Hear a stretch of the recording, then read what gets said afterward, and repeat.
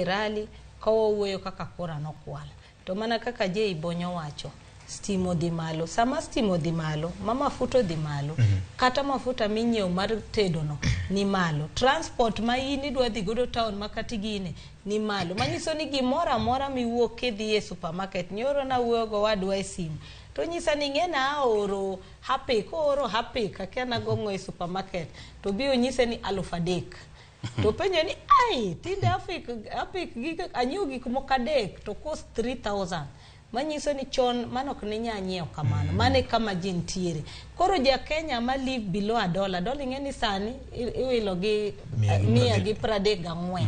koro nyisa ni ja Kenya mok nyal mano nyalo nyiew gik manyiewo koro anaparo ni buche gi kawadhi kata ka gidwa nyiso jo Kenya kako kwalgi wachak gi tero nyithindo school modhi malo kaka nyithindo masani dhi e junior secondary uniform kende na 34 uniform kende pok ichulo school fees ntiere jok madonje form 1 mano kendo en pesa machielo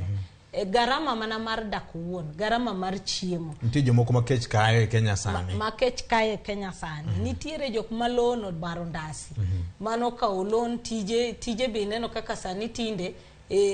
tije ji iriembe ji koro kawang'iyo ni wajumbe wadawuoye ma wachak gi mokwongo ni gin gi wegi mana kaka jeyo wacho